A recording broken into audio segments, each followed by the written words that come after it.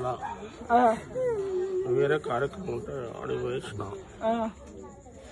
కాంగ్రెస్ పార్టీలో సంస్థ కనెక్ట్ లేదని అది వేరే రకం జరిగింది. అయిపోయిన తర్వాత కోణాలు అంతా జరిగిన తర్వాత నేను లాస్ట్ అంతా అయిపోయింది. జన్ను మాది ఫోన్ చేసి నాకు ఫోన్ చేసి గిడికి రానంటే ఈ టైంలో ఎందుకు తీయనంటే అన్న నువ్వు రా అన్నాడు.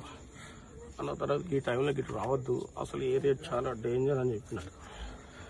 అన్న తర్వాత ఏం కాదన్నా ఇదంతా మన ఏరియా అన్న అన్నాడు. వద్దు లైట్ల కింద కూసుకోవాలని చెప్పిన.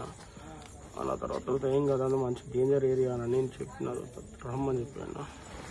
అక్కడ నేను పెగ్గు తాగిన వస్తే వాడు వచ్చిండు, మాట్లాడిన అతను మాట్లాడు. అరే నువ్వు ఎమ్మెల్యేకి ఏం చెప్పినావురా నా కోసం అన్నాడు.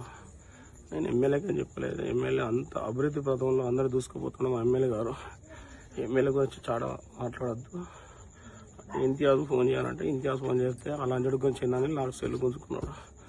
అంటే నేను ఇంతియాజ్ చాలా మంచివాడు, అభివృద్ధి పథంలో దూసుకుపోతున్నానంటే నమ్మించిండు, పెట్రోల్ పోసిండు, తలకు పెట్టిండు. నాకు ఓపిక లేదు. నాకు పత్తికుమారు నేను చచ్చిపోయి అయిపోయింది నా పని. నాకు నా కుటుంబ సభ్యులకు మా ఎమ్మెల్యే గారు ప్రత్యేకంగా నా ఇండియా నా గ్రామ ప్రజలకు నేను ఏం చేసిందో వదిలిపెట్టను. నా పరిస్థితి బాగలేదు. సాగు కన్నా మాటలతో లాస్ట్ చివరం దండం పెడతా. నా గ్రామ ప్రజలు బాగుండాలి. నాకు ఎటు పని చేస్తలేను, తప్పు చేస్తా. మా గ్రామ ప్రజలకు క్షమాభిక్ష చేస్తున్నా. నా ఆరోగ్యం క్షీణించిపోయింది. నాకు ఇదివరకే అనారోగ్యంతో 26 ఏళ్ళ నుంచి సుదీర్ఘ కష్టకాలంలో కష్టపడతాను, మొత్తుకున్నా. సరే కానీ ఇట్లాంటి చర్యలు తీసుకొని నేను చంపుతానని ఇంత స్కెచ్ చేయలేదు. అందరూ నా ఊళ్ళే, నా తమ్ములే, నా అన్నదమ్ములే, నా అక్క చెల్లెలే, నా కుటుంబం చూస్తా నా ఊరే అనుకుని ఎప్పుడైనా నా ఊరు ఏమైనా తప్పు చేసి నా ఊరికి గమనిస్తాను అనుకున్నా. కానీ ఇంత దారుణం కానీ పెట్రోల్ పోసి ధైర్యటు తగలబెట్టడం అంటే ఇంత దారుణం చూడలేదు. అతని విషయంలో ఇంతవరకు ఎన్కౌంటర్ చేయాలని పోలీసు వాళ్ళకు చేయలేదు. ఎన్కౌంటర్ ఎందుకు చేయలేదు? ఒక జీవిత ఖైదు పడ్డాడు వాడు. వాడిని ఎందుకు వదిలిపెట్టారు పోలీసు వాళ్ళు? వాడిని ఎందుకు ఎన్కౌంటర్ చేయలేదు? వాడు పట్టవగలు పెట్రోల్ పోసి వద్దని స్కెచ్ చేసి ఇలా నేను అర్థం చేసుకోలేదు.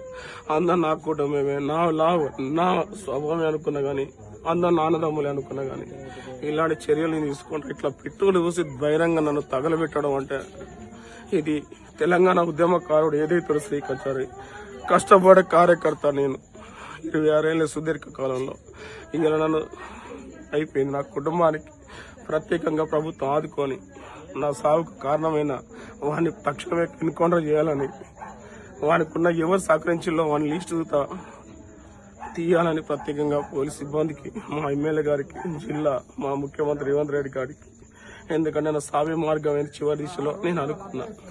కానీ ఇంతటి ఘోరం అయితే నేను ఎప్పుడు స్పందించలేదు. నాకు మాట్లాడాల్సిన అవసరం లేదు. దయచేసి నా ఇంటి నా గ్రామ ప్రజలకు విజ్ఞప్తి చేస్తున్నా, మా కాంగ్రెస్ పార్టీకి టీం చేస్తున్నా. ఇలాంటి ప్రభుత్వంలో కాంగ్రెస్ రావాలని మారుకొని ఏం చేస్తుంటే ఇలాంటి కాంగ్రెస్ ప్రభుత్వం ఇట్లా రౌడీ షీటర్ అయిన పత్తి కుమార్ కానికి డైరెక్ట్ వచ్చి వాడిని ఎన్కౌంటర్ చేయకుండా ఇదివరకే వాడు నా మీద మర్డర్ కేసు చేసిండు. అద్భుత చెప్పుకున్నా. ఇది వాగ్మూలం పరిగణించుకొని రేపటికైనా చనిపోయిన దండం పెట్టడానికి సిపి గారికి నా చేతిలో వస్తలేవు. ఇలాంటి ప్రభుత్వం రేపు తక్షణం ఎన్కౌంటర్ చేస్తేనే నా ఆత్మకు శాంతి చేకూరుస్తానని కోరుకుంటానా. నా చివరి అంశం ఆల్రెడీ నాకు అన్ని అవయాలు కోల్పోయినాయి. నా ఛాతి మీద చూత మొత్తం కాలిపోయినాయి. చెప్పలేని అంశం. నాకు మాట చూత రావడానికి చూత వస్తలేదు. గొంతు మీద చూత పోసిండు వాడు. వాడిని ఎన్కౌంటర్ చేయాలి తక్షణమే. అమ్మా దేవుడా, అమ్మో బాబు,